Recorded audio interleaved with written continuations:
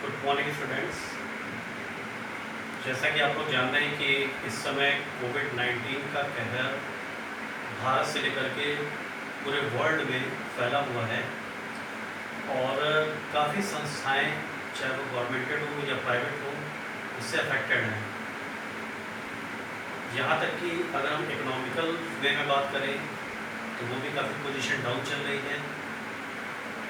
और हाँ, अपने स्टूडेंट्स की अगर हम बात करें, क्योंकि कोविड-19 की वजह से पूरे भारत में 21 दिन का लॉकडाउन है और हो सकता है ये लॉकडाउन आगे भी कुछ बढ़ने की उम्मीद, आशंका जताई जा रही है। तो इस वजह से बच्चों का लॉस तो हो रहा है, क्योंकि कोविड-19 के हॉलीडेज से पहले मैंने रियल नंबर क्लास 10th के स्टूडेंट्स के लिए मैंने स्टार्ट किया था फिलहाल। तो रियल नंबर्स में रियल नंबर्स का introduction, Euclid division lemma, algorithm, fundamental principle of arithmetics, ये सारे टॉपिक्स डिस्कस किए गए थे। हाँ, रिविजिटिंग इर्रेशनल नंबर्स शायद मैंने थोड़ा बहुत स्टार्ट किया था, लेकिन उसी के बाद से ये जब लॉकडाउन स्टार्ट हो गया और ये टॉपिक आपका रह गया था, मतलब इसको आगे हम नहीं पढ़ा पाए थे। तो हम ये चाह रहे हैं कि हम रिविजिटिंग इर्रेशनल नंबर्स से आगे के जो पढ़ाई है उसको हम वीडियो लेक्चर के माध्यम से आपको पहुंचाने की कोशिश कर रहे हैं। तो आइए स्टार्ट करते हैं रिविजिटिंग इर्रेशनल नंबर्स। देखिए, नंबर सिस्टम्स में नंबर को मैंने नंबर सिस्टम्स आपको मैंने पूरा पढ़ाया है। Natural numbers, types of natural numbers यानी प्राइम नंबर, कंपोजिट नंबर्स, फिर whole number, integers, positive integer, negative integers, zero, ठीक है। उसके बाद रैशनल नंबर यानी रैशनल नंबर की थ्योरीज तक हमने आपको पूरा समझाया था। ये रैशनल नंबर्स भी आप लोग क्लास 9th में पढ़ चुके हैं, ठीक है ना। अब उसी के बारे में हम दोबारा स्टार्ट करने जा रहे हैं इर्रेशनल नंबर्स के बारे में। तो जैसा कि आप लोग जानते हैं कि इर्रेशनल नंबर्स की डेफिनेशंस क्या होती है। A number which can not be expressed in the form of p by q is called irrational number. यानी एक ऐसा नंबर जो p upon q की फॉर्म में एक्सप्रेस नहीं किया जा सकता है, उन नंबर्स को हम इर्रेशनल नंबर बोलते हैं, है ना। तो अब क्वेश्चन ये राइज होता है कि ऐसा कौन सा नंबर है। अच्छा, उसके कुछ हमने एग्जाम्पल्स भी पढ़े थे कि नहीं, √2, √3, पाई, etc. ये सब के सब क्या है? इर्रेशनल है। ये सब के सब क्या है? इर्रेशनल है। तो बच्चों के क्वेश्चन में भाई बच्चों की थिंकिंग थोड़ा सा हाई होती ही है। अभी डेफिनेशन मैंने बताई है, number which can not be express in the form of p by q, यानी जो p by q फॉर्म में नंबर एक्सप्रेस ना किए जा सकते हैं तो वो इर्रेशनल नंबर होते हैं। लेकिन हमारे बच्चों की थिंकिंग क्या होती है, जैसे मान लीजिए √2 है तो सर इसको अपॉन 1 तो लिख सकते हैं ना भाई। अगर कोई नंबर दिया हो तो उसके अपॉन में अगर 1 लिख देते हो तो वो p upon q फॉर्म में हो जाता है। तो क्या ये p upon q फॉर्म में बन गया और ये भाई जब p upon q फॉर्म में तो ये रैशनल हो गया? ऐसे क्वेश्चन राइज होते हैं बच्चों के मन में। लेकिन मैं बताना चाहूंगा कि जो इर्रेशनल नंबर्स होते हैं, जाहिर सी बात है वो p upon q फॉर्म में एक्सप्रेस नहीं हो सकते हैं। अच्छा, √2 upon 1 जो नंबर आएगा वो भी एक इर्रेशनल नंबर ही रहेगा, ठीक है। कभी कभार जैसे हम √3 upon पाई लिख दें, यानी दो इर्रेशनल नंबर है, ऊपर भी है नीचे भी है, तो इनको हम डिवाइड करें, ये भी भाई p upon q फॉर्म में है, तो क्या ये इर्रेशनल नंबर है? ये इर्रेशनल नंबर क्या इर्रेशनल नंबर है? नहीं है, ये इर्रेशनल नंबर है, ठीक है ना। देखिए, each and every rational number can be expressed in the form of decimal, यानी रैशनल नंबर जो होता है वो डेसिमल फॉर्म में एक्सप्रेस किया जा सकता है। ठीक वैसे ही इर्रेशनल नंबर्स भी आपके डेसिमल फॉर्म में एक्सप्रेस होते हैं। तो यानी सबसे पहले हमको ये देखना है कि ये डेसिमल फॉर्म क्या होती है। डेसिमल या डेसिमल नंबर हम कहते हैं, ये डेसिमल नंबर हमारे दो टाइप के होते हैं। पहला होता है टर्मिनेटिंग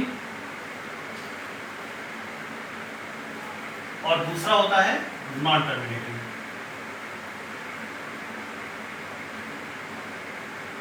ठीक है, पहला है टर्मिनेटिंग डेसिमल और दूसरा है नॉन टर्मिनेटिंग डेसिमल्स। तो जितने भी टर्मिनेटिंग डेसिमल्स होते हैं वो सब के सब क्या होते हैं, रैशनल नंबर होते हैं। सब के सब क्या होते हैं, रैशनल नंबर। टर्मिनेटिंग डेसिमल्स में क्या आते हैं, जैसे 235, 2.5, 1.213, 5.298, ये टर्मिनेट कर रहा है, मतलब कुछ डिजिट्स के बाद इनका एंड हो जा रहा है, तो वो होते हैं हमारे टर्मिनेटिंग डेसिमल्स। ठीक है ना, और all the terminating decimals are rational number.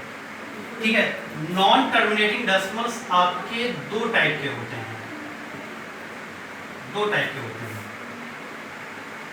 पहला होता है non terminating, non terminating repeating, ठीक, और दूसरा होता है नॉन टर्मिनेटिंग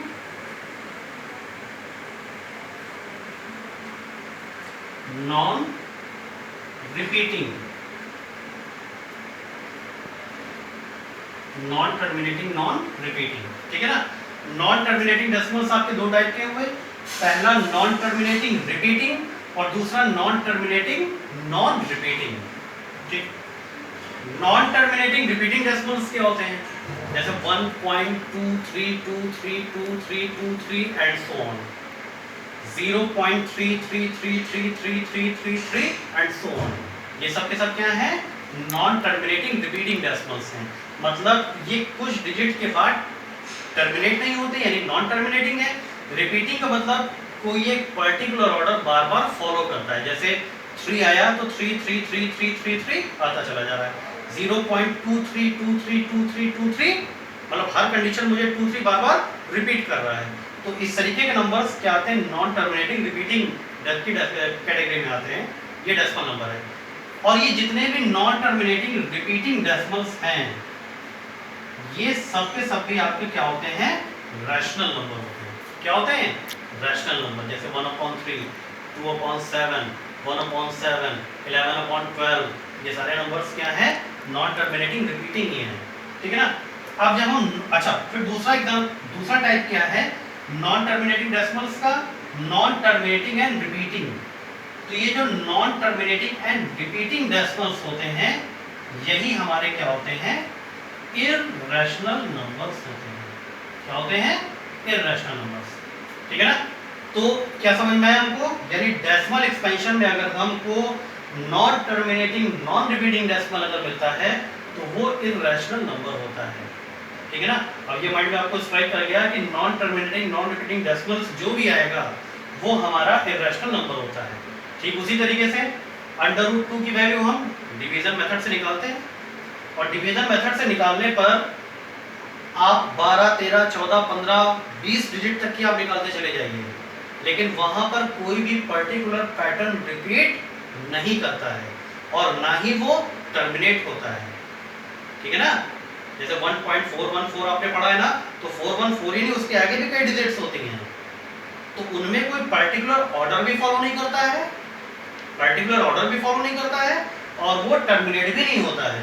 तो इसी वजह से √2, √3, √5 ये सब के सब क्या होते हैं, इररेशनल नंबर्स होते हैं।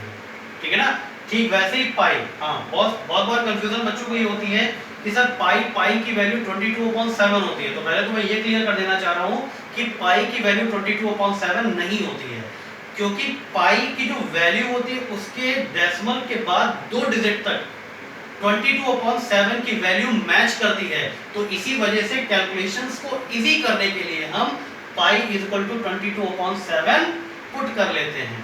जो नंबर 7 से डिविजिबल होते हैं वो 7 कट जाता है और हम सिंपलीफाई करके मैचुरेशन की प्रॉब्लम को जनरली सॉल्व कर लेते हैं। बट एक्चुअल में पाई की वैल्यू 22/7 नहीं होती है। ठीक है ना, हम आपको √2, √3, पाई ये तीनों वैल्यूज हम आपको लिख देंगे और आपको ये भी बताएंगे कि ये किस तरीके से नॉन टर्मिनेटिंग नॉन रिपीटिंग हैं। इसी वजह से इनको इररेशनल नंबर्स की कैटेगरी में रखा जाता है। ठीक है,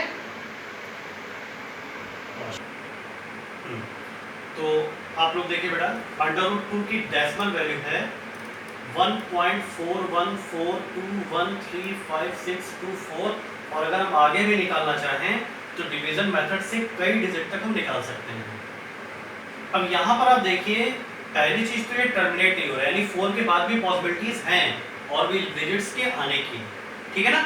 और यहाँ पर देखिए कोई पर्टिकुलर पैटर्न भी रिपीट नहीं कर रहा है कि जैसे 0.4444 आ जाए या 414 414 414 414 इस तरीके से आ जाए या 4142 4142 4142, यानी कोई इस तरीके का ऑर्डर रिपीट नहीं कर रहा है। तो इस वजह से ये डेसिमल क्या हुआ, नॉन टर्मिनेटिंग, मतलब खत्म भी नहीं हो रहा है और कोई पर्टिकुलर पैटर्न रिपीट भी नहीं कर रहा, मींस नॉन रिपीटिंग। तो non terminating non repeating decimal √2 का होता है, तो इस वजह से इसको इर्रेशनल की कैटेगरी में रखा जाता है। ठीक वैसे ही √3 में 1.7320508076 एंड सो ऑन, मतलब ये टर्मिनेट भी नहीं होगा और कोई पर्टिकुलर पैटर्न रिपीट भी नहीं करेगा, तो ये भी क्या है, इर्रेशनल नंबर है। पाई की वैल्यू 3.14, क्योंकि जब 22/7 से डिवाइड करते हैं तो 3.24 3.14285 ऐसा कुछ समथिंग आता है। तो देखिए केवल 2 डिजिट डेसिमल के बाद 2 डिजिट तक मैच करता है, तो इसी वजह से अपने कैलकुलेशंस को इजी करने के लिए पाई की जगह पर 22/7 लिख लिया जाता है, वरना पाई की actual value 3.1415926536 and so on. मतलब यहाँ पर भी एक तो ये टर्मिनेट भी नहीं हो रहा, मतलब 6 के बाद और भी डिजिट्स आने की पॉसिबिलिटीज हैं और साथ साथ कोई पर्टिकुलर पैटर्न रिपीट भी नहीं हो रहा है, तो ये भी क्या हुआ, एक तरीके का non terminating non repeating decimal हुआ। क्लियर, ठीक है ना। तो पाई भी आपका इर्रेशनल नंबर ही आता है। अच्छा, एक इर्रेशनल नंबर आपका ई भी होता है, ई स्टैंड फॉर, ये लोग आप क्लास 11 में पढ़ेंगे फिलहाल। ई को बोलते हैं यूलर्स कांस्टेंट, यूलर्स कांस्टेंट। ये यूलर्स कांस्टेंट भी इर्रेशनल नंबर ही होता है, इज एन इर्रेशनल नंबर, ठीक है ना। तो ये कुछ टाइप्स हैं इर्रेशनल नंबर्स के। हाँ, एक और भी बताता हूँ मैं, जैसे ये तो रही √2 √3 पाई यूलर्स कांस्टेंट के बाद, इसी जगह पर अगर हम कोई डेसिमल एक्सपेंशन लेके मान लेते हैं 1.01000100010001 एंड सो ऑन। तो देखिए बेटा, अगर हम एक रिपीटेड नंबर की बात करें तो 1 कई बार आ रहा है, 0 कई बार आ रहा है ना। लेकिन यहाँ पर देखिए 0.01 है, फिर यहाँ पर 001 हो गया, यानी कि अच्छा, फिर यहाँ पर 0.0001 हो गया, फिर 4 बार 0 और 1 हो गया, ठीक है ना। तो देखिए अगर यहाँ पर 0.01 है, अगर अगला भी 01010101 रिपीट करता रहता तो वो हमारा नॉन टर्मिनेटिंग रिपीटिंग डेसिमल माना जाता। लेकिन यहाँ पर कोई ऑर्डर रिपीट नहीं कर रहा है, मतलब 0.01 है, लेकिन फिर अगला 001 मिल रहा है, उसके बाद 0001 मिल रहा है, फिर 4 टाइम 01 मिल रहा है, फिर 5 टाइम 01 मिलेगा। तो ये नंबर भी क्या है, नॉन टर्मिनेटिंग नॉन रिपीटिंग की कैटेगरी में ही आता है, means that is also irrational number, ठीक है ना। वैसे ही कुछ नंबर हम और भी बना सकते हैं, आप भी अपने आप खुद भी कम से कम 10-12 एग्जांपल्स लिख सकते हैं इस तरीके से, जैसे 1.0110111011110 ठीक है ना। तो यहाँ पे भी देखिए 0.01 आया, फिर 011 आ रहा है, फिर 01111 04 टाइम 1 इस तरीके से आ रहा है। तो ये नंबर भी क्या है, non terminating non repeating number है, that is also irrational number. तो इस तरीके के हम कई एग्जांपल्स दे सकते हैं इर्रेशनल नंबर्स के, ठीक है ना। तो ये एक तरीके से हमारा ब्रीफ डिस्कशन हुआ या ब्रीफ इंट्रोडक्शन हुआ इर्रेशनल नंबर्स का, जो कि हम लास्ट ईयर पढ़ चुके हैं और 10th में भी उसको रिवाइज कर लेते हैं। अब हाँ, 10th में एक चीज और आएगी, you have to prove that √2 is an irrational number, you have to prove that √3 is an irrational number. अब यहाँ पर आपको प्रूफ करना होगा लेकिन उससे पहले आपको कुछ थ्योरम्स बताई जाएंगे, उन्हीं थ्योरम्स का यूज करके ही आपको इन नंबर्स को प्रूफ करना है, that is irrational numbers, okay.